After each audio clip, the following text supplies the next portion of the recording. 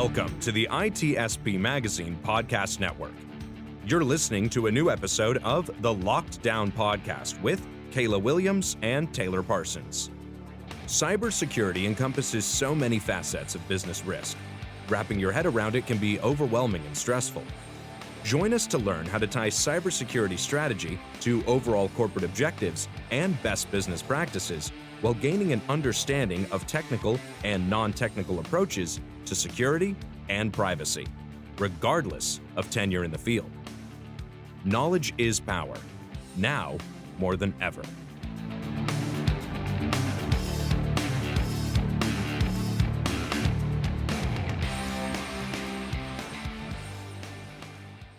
Welcome to the latest episode of Lockdown with Kayla and Taylor.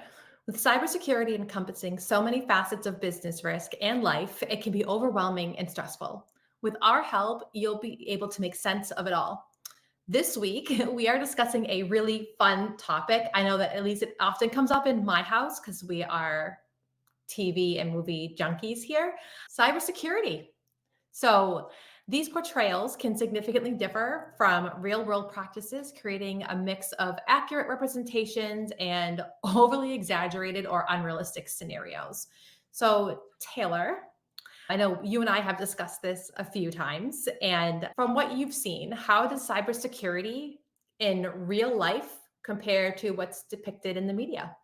It widely varies, right? There's several different media outlets and media types that portray cybersecurity differently. And like the different aspects of security, red teaming, blue teaming, purple teaming, nation state actors even. It's all over the place. You've got books, you've got TV shows, you've got movies, you've got all of these great media representations that sometimes at the base value of what you start to look at, the practices are sometimes legitimate.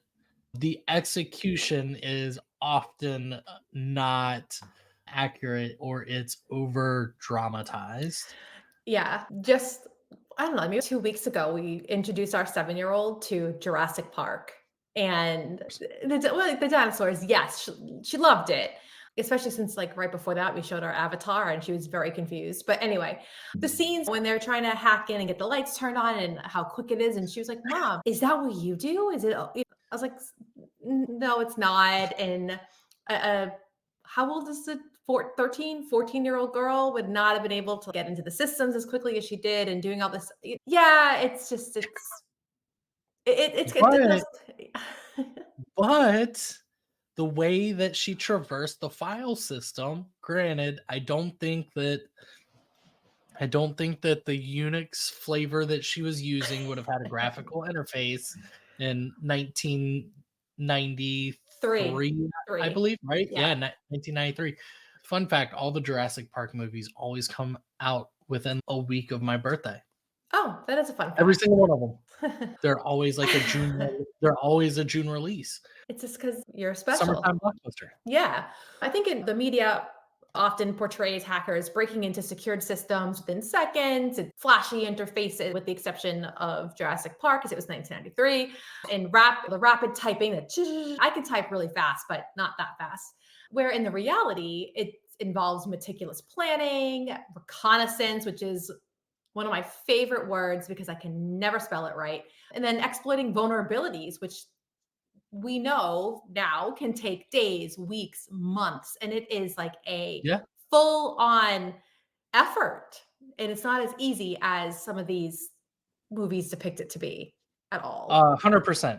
And I think like one of the biggest like dramatizations whenever you start thinking about things like that is whenever you start thinking about like the CSIs and the NCISs and other TV shows like that, where it's like, oh, I'm going to start pinpointing this phone or I'm going to break into this laptop. All I need is the IP. And it's one, that computer's on a private IP and a home network. So you actually need like the home IP address. And then you have to find a way to get into the home network, which is usually like a brute force attack or looking for a back door. And again, like that goes to reconnaissance. It's not like this 30-second thing, but then also, if you inversely think about it, opening the door to attackers is that easy. Yeah, it's true. You hear, I guess they finally arrested him, but everyone's favorite prince from Africa that was offering all of that money. All you had to do was wire that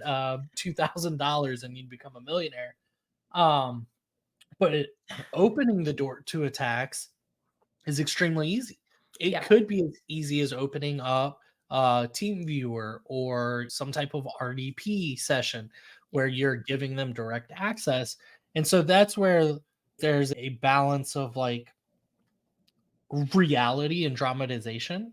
So as experts, and I even do this with action movies with my background where I'm like, ah, he would have ran out of ammunition by now. The guy has a yeah. pistol with unlimited ammo, and you're like, That's movies and TV, right? It's all about the dramatization. My favorite that I've seen recently, actually a lot more on Twitter, I can't call it X, I'm sorry, has been the hackers with the hoodies.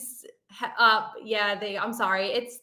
It is 70 degrees right now, and I am not wearing a hoodie. But yes, exactly like that. In a dark room, they're being portrayed as these lone geniuses, that lone wolf with a supernatural ability to manipulate any system put in front of them without knowing anything about it at all in a very short window of time. What are your thoughts on that portrayal?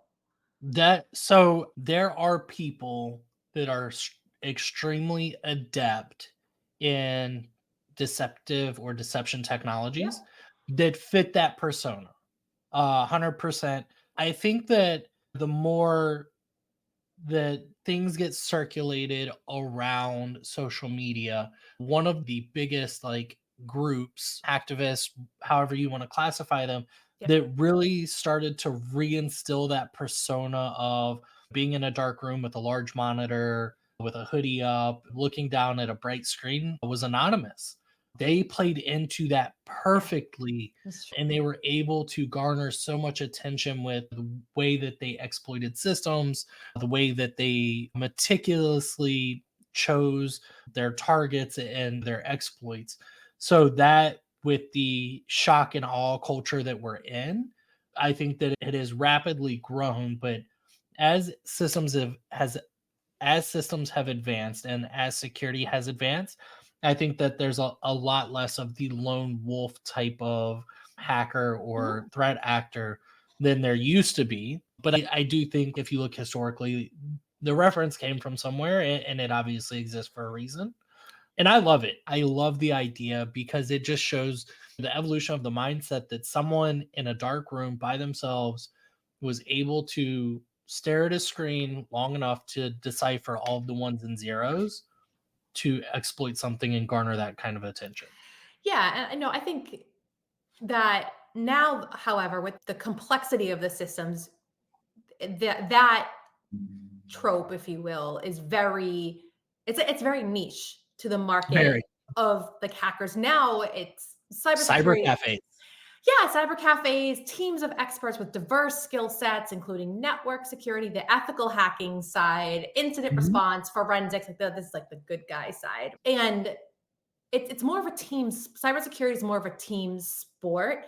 And that even goes to the other side. Now you have, as you mentioned before, nation states, where that, in my mind, is almost what you'd see portrayed in the movies about like sweatshops, where Yes. it's like a warehouse and just rows and rows of people with devices. That's my I don't know, of course, but that is what I think of when I start to think of nation states. I just think of rows of desks of people day in and day out trying to overwhelm systems and find and exploit vulnerabilities. So I think the reality is has shifted a bit into this team sport approach to both ethical hacking and then also the hacking, the hacktivists, the disruptors. So I think Yeah. it's changed, it's evolved as things do. Are there still people, one man person teams, excuse me, that can do absolutely, but it's not that way necessarily anymore all over the place.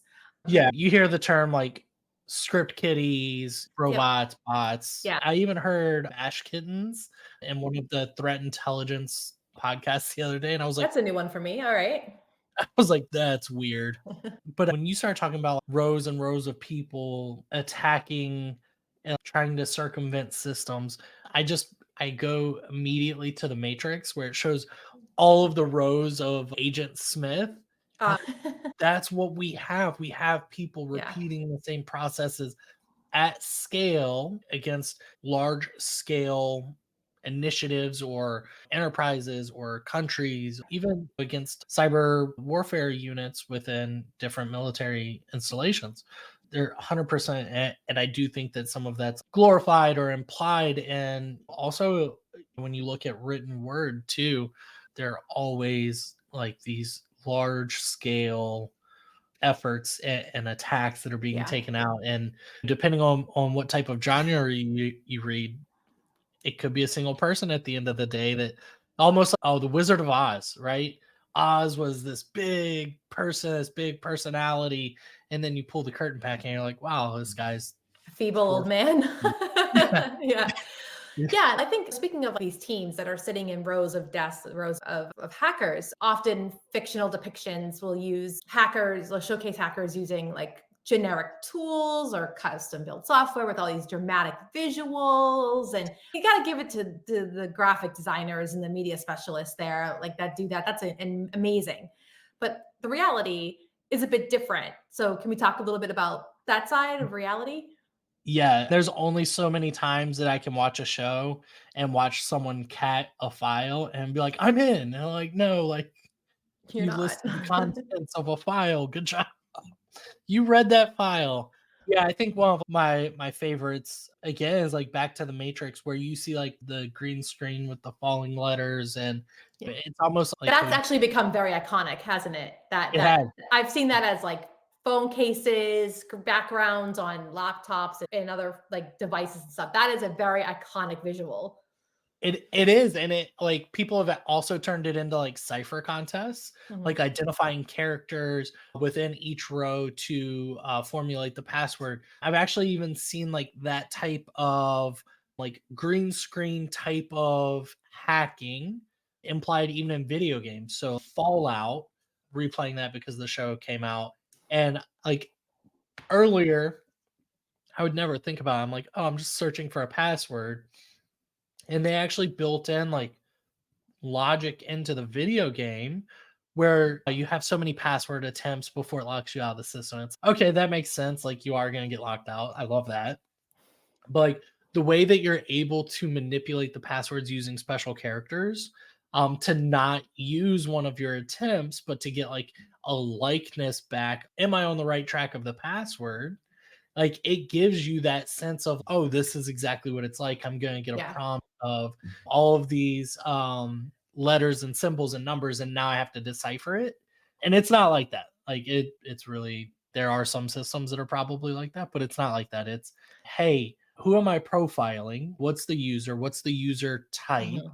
Do I have the ability to do open source intelligence reconnaissance on this person to understand like their digital footprint? What are their likes? What are Right. their dislikes? What's their wedding anniversary if I can find that? I've gone as far Yeah. in like OSINTing for large organizations where I built out like an entire social media footprint off of somebody's GitHub username. And That's it's things like that like lead to some of these dramatizations, right? Oh, I can guess this person's password. Another one that like literally just triggered to me is Criminal Minds. The way that there's an episode where Dr. Reed is in, I believe it's a teenager's room, him and Shamar Moore's character, Agent Morgan, and they're like trying to get into this laptop and they're like looking around the room for clues. yeah. So that is actually a legitimate reconnaissance association of understanding the person and the persona of the Yeah. user using the device. Sorry, you cannot mention Criminal Minds without Penelope. I'm sorry. Oh, I'm Like gonna get to that Penelope. that's blasphemous if you don't mention that genius of a character, which is very well written. And I think Her character arc is beautiful. I think she characterizes what we're discussing now because Yeah. she does sit alone in her room and working on her many screens and types really fast. She's brilliant, but she's also very social. So they have the reality and the media portrayal done very well with her. And she's Mhm. not just creating, obviously, yes, custom scripts are definitely a thing, but she's also using things like Nmap and Wireshark and Metasploit, and she's really getting in there. And I think her portrayal of the character of I can't remember the actress's name, and I apologize because I do love that show.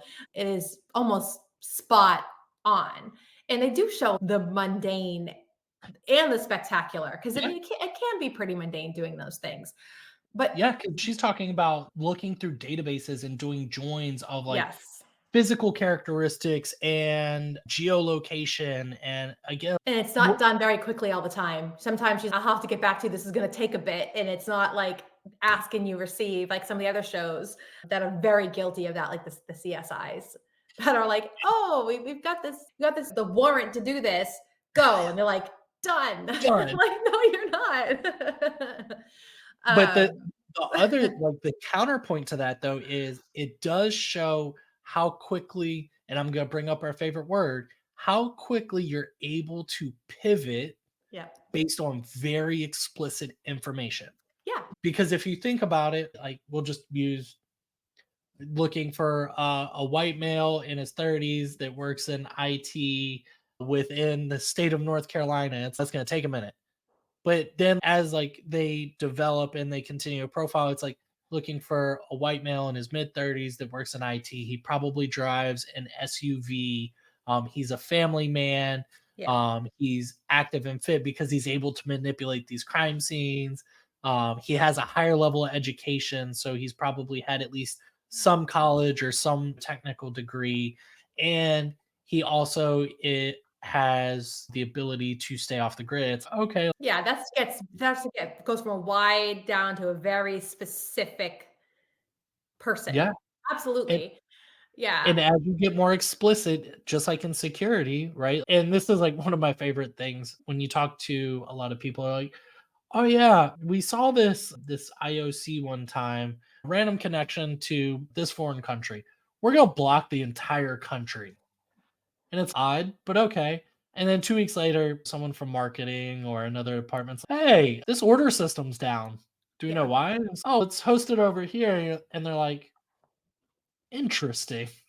So now you gotta go back and reverse this very broad approach that you took to secure because you thought that was the right approach whenever you should have been very specific in certain instances.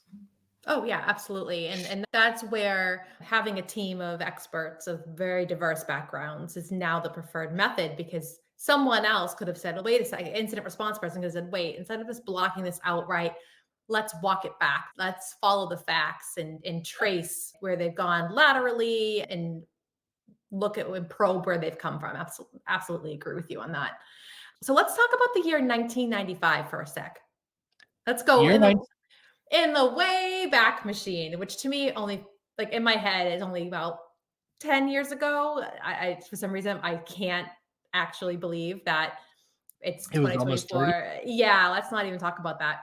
But in 1995, two movies came out: Hackers and The Net. Yeah, So let's just discuss those two movies because The Net really doesn't have the notoriety in the cybersecurity world as Hackers does. So I'll let you pick which one to start with, but they're very different movies. I don't know, like the young boy in me who used to sit and beat on his Macintosh keyboard really wants to talk about Hackers. Let's start with Hackers. It Highly was a great movie. stylized. Yeah, okay. Yep. Johnny Lee Miller, Angelina Jolie. They It's a got great movie. married, by the way. I think they were married from that movie. Really? Yeah, I think he was her first husband. But anyway, that's off track. Very unrealistic portrayal of hacking, exaggerated visuals of cyberspace, and oversimplified complexities of everything. But it stuck around. So what do you think gives it its staying power? I don't know. Maybe it was the year. Maybe I don't know, but I firmly believe the hackers and the over exaggeration of that set us on the trajectory over the next couple of years where you saw I also feel like when you start to think about it, it started the trend of incorporating technology into large movies, Yeah, because it was right? starting to become more mainstream, like the day to day, people were using it. I think, oh my God, in 1995, I was 6. I was in fifth grade. So we were starting to go to computer class and the Oregon Trail. So it Oh, was I love become Oregon Trail. yeah, I'm pretty sure that was in like 1995, 1996 time. So like it We'll go was, with it. yeah, it was becoming more mainstream and like the Mavis Beacon teaches typing. I did that at some Yeah, point as well. So that's when, okay, so we'll say it was like to your point, the year. It was a pivotal year. There was starting to be the shift of more computers in homes, more right? availability. And it was hyped up in that because of that movie. I'll agree Well, with you there. yeah, I won't say that 1995 started, like, the digital transformation era, but I do think that things started to be taken more seriously, Mm. in 1995 because I even remember in 95, 96, because I've been on computers since I was, knee high to a grasshopper, as my grandmother would say. Have no idea what it means. That's a new one to me. Okay. Oh, that's not one that's up in the Northeast? That's a No. Southern thing? Yeah, knee high to a grasshopper. So I was on computers from a very young age, 5, 6, but I around that time, like, you even started to hear, like, computers are taking over, they're gonna start taking jobs, and then as you got closer to the end of 96 and 97, you started talking about Y2K. Oh, Yeah. the Yeah. computers Yeah. are gonna die on I remember during that hype. Y2K. Yep, okay.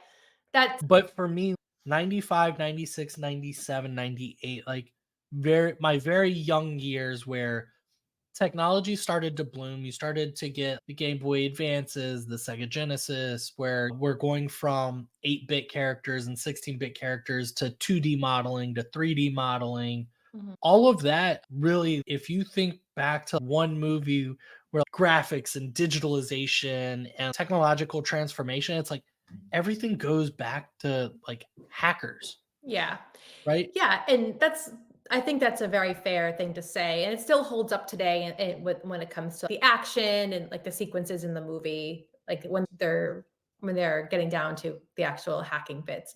And then The Net in 1995 starred Sandra Bullock, and long story short, like, her character stumbles across some government secrets, and then she effortlessly, all by herself, alters her entire identity and manipulates the government databases for who she is and corporate databases without any significant hurdles whatsoever. So the speed and the ease are highly exaggerated, in particular on the government side. Even for 1995, come on, like that was ridiculous. Corporate, I could see there being holes back in the 90s in the corporate environment because corporate security wasn't really a thing.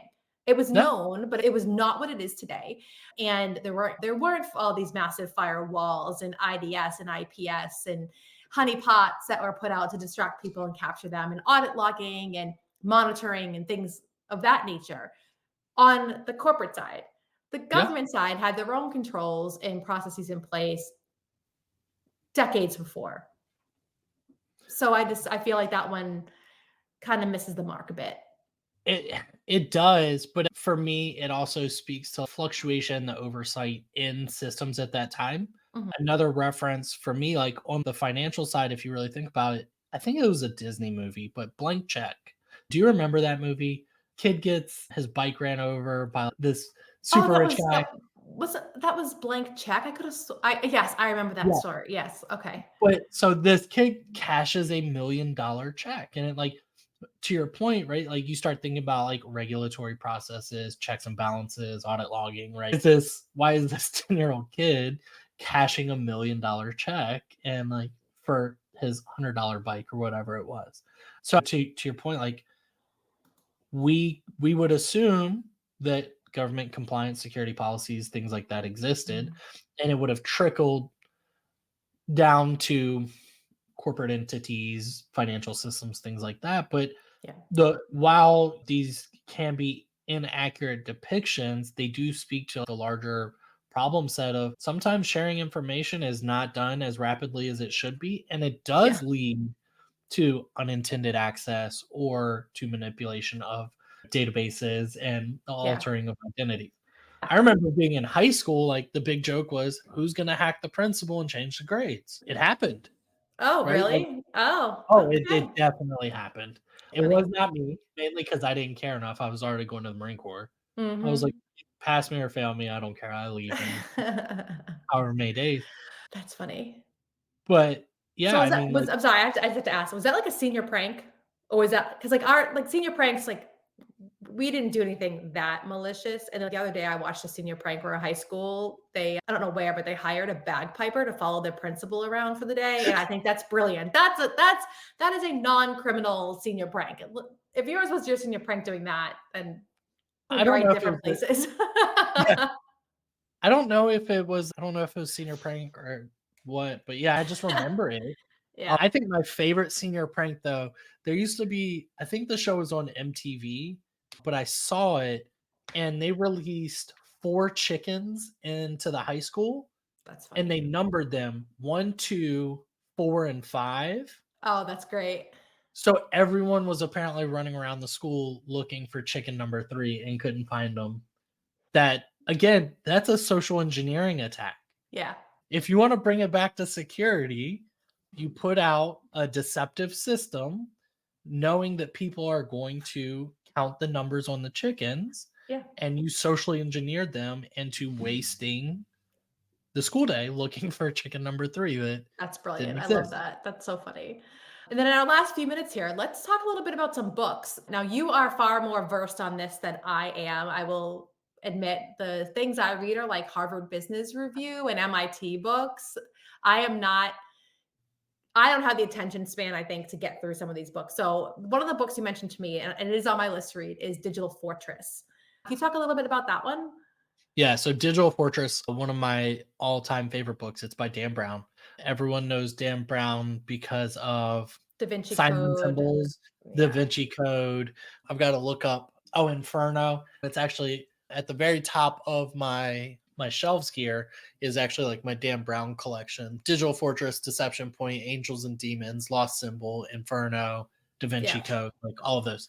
Digital Fortress is a wonderful book. It has heavy play into encryption and surveillance, and then as you like start to evolve within the story, there you start to question the efficacy of um, privacy and security, right? Oh. And it's something I feel like you and I have talked about in the past, um, probably around AI models and Mm, other things, right? yeah. But the idea of an NSA owned system having the ability to decrypt messages, encrypt messages, surveil remote systems, remote people. It really just it plays into that, and it's a wonderful story of like understanding at what point is too much oversight and a breach of privacy compared to what's the appropriate level of security. Mm. All time book, love it. Okay, all right, I'll read it. It is on my Read it. list. If there's like an Audible book, I'll look for that. Oh, it's definitely got to be Audible. I Okay. don't know that I would do. I've thought about reading When I Audible. drive into the office, that's really when I listen to stuff. I I So, I've really thought about reading, and then I hear my voice, and I'm like, maybe not." yeah, But same. then I get close to the mic, and I think, "Maybe I could do this." Maybe. Yeah, a little Callback creepy. career. Um, so what about the book The Three Body Problem, which has been turned into a show? Again, haven't watched it. So if you've read the book, if you've watched the show, like what are your thoughts there on that one? So, I read this book in a cybersecurity club, in a cybersecurity book club, and the 3 body problem, while there are, like, strategic cybersecurity principles that, like, you could call, the idea of technology and virtual reality Mhm. and the philosophy in which like that integrates into human society and the way that you are solving problems or you are predicting future problems. Like the philosophical themes there are very strong, and you're able to directly correlate those themes back to the use of technology and virtual reality for understanding past problems, present problems, and future problems. But also, as you start to think about that, like the way that those data points could be collected and used for both good and bad. I don't want to draw too much just because of like the amount of attention that the three body problem is garnering right now. I don't want to ruin the That's story for anyone or that, but that is, I've only watched one episode, but I've read the book three different times now. It's actually a series. I need to finish the series, but I yeah. keep going back to that book and another book called Cryptonomicon. Cryptonomicon is a book about historical cryptography and modern cybersecurity. And so, like, the blending of that and the way that I think about growing my teams, I bring all of this back to like the way that I want to grow my career, the way that I want to evolutionize and revolution like training and implementation of cybersecurity practices and policies. Like Mm. those two books are very good reference points for me in understanding like philosophical impacts, ethical impacts, the blending of past learnings against current technologies, and Yeah. the way that I want to be able to have predictors of success in the future.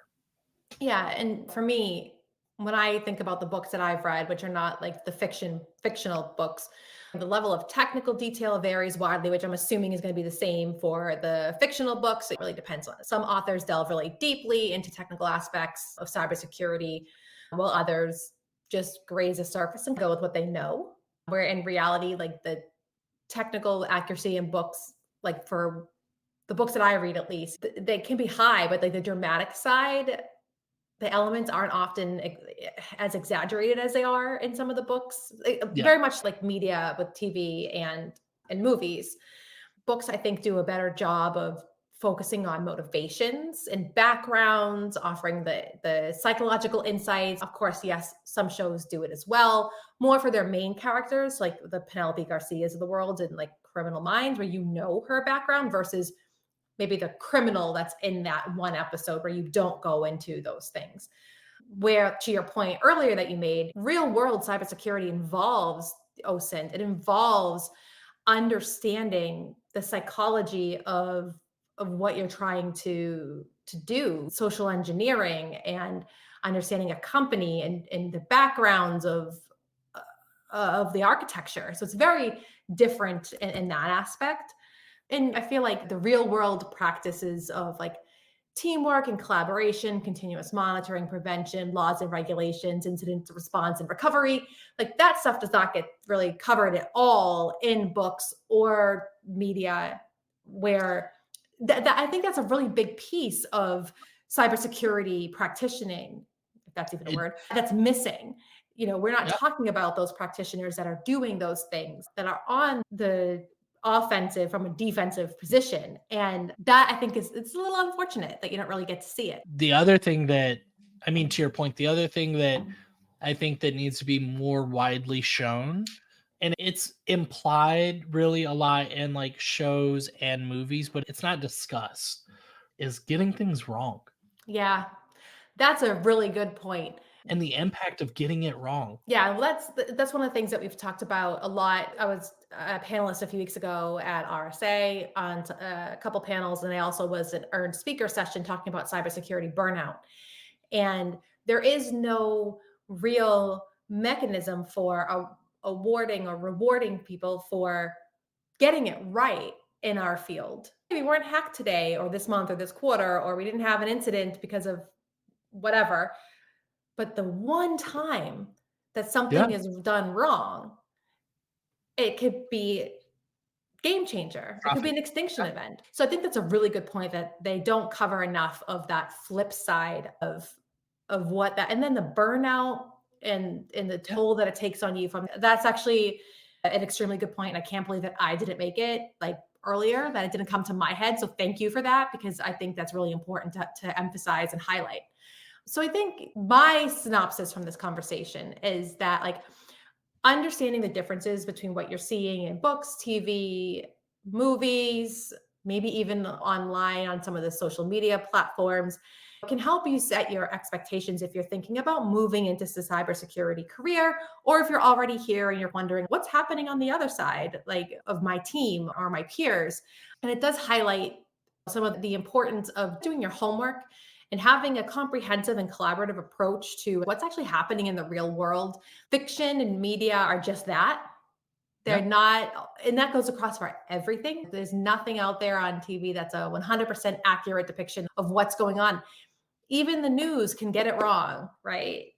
Yes. If you only see a portion of a clip of something on the news, it doesn't actually represent what's happening in real time. So you just have to remember that. And movies and TV shows and books are entertainment. They are. They 100% they are entertainment, not and what I'll say is, I know that we're getting towards the end, is not everyone is Superman and not everyone is super hacker man either. Yeah. So also, whenever you talk about getting people into the industry, it's finding the right mentor as well to temper expectations and execution. That way, there is someone there to talk to you about failure, about getting it right. Because I was super hesitant in the past, but I believe like all of your mentorship should come from your direct line leadership and within your company. I think that breeds siloed thought processing, and it it de-intimates, or I don't know if de-intimates is the right word, but it creates a lack of intimacy and the ability to have diversity of thought. Right? Absolutely. Yep. My I mentor want is not in my company. Yeah, I'm still on the search for a mentor, but I'm also in this very weird spot of my career of now I need to define, am I going to stay in the leadership path? Am I going to stay in the technical leadership path? Mhm. Am I going Yep. to go a completely different route? So that's where I'm at right now. So, but I do have like career mentors and people I look up to, like you and Adriana, who's been a guest on here, and Jill and several other people. Jill Were was a guest too. Jill did our Jill, ESG episode. That's right. yes, she was. And there are other people out there for sure. But those people, if you talk to all of those people that we've mentioned, they have a grounding and a realization that there is burnout, that there is inflated expectations or ulterior motives at times to get Yep. things right or get things wrong. So yeah, use media for what media is for, and like you said, that's entertainment. But there are good lessons learned in everything that you read and everything that you see, but just managing that appropriately is probably my hot take for the day. Absolutely agree with you on that one. I'm always a proponent of mentorship, so you'll never hear me say otherwise. All right, everybody. Thank you so much for listening today, and we will be back with a new episode soon. Thank you. Thank you.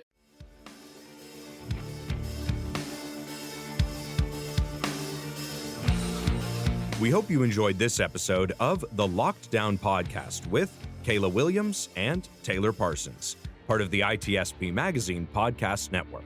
If you learned something new and this conversation made you think, then add this show to your favorite podcast player, subscribe to the ITSP Magazine YouTube channel, and share the ITSP Magazine podcast network with your friends, family, and colleagues. If you represent a company and wish to connect your brand to our conversations and our audience, visit itspmagazine.com to learn how to sponsor one or more of our podcast channels. We hope you will come back for more stories and follow us on our journey.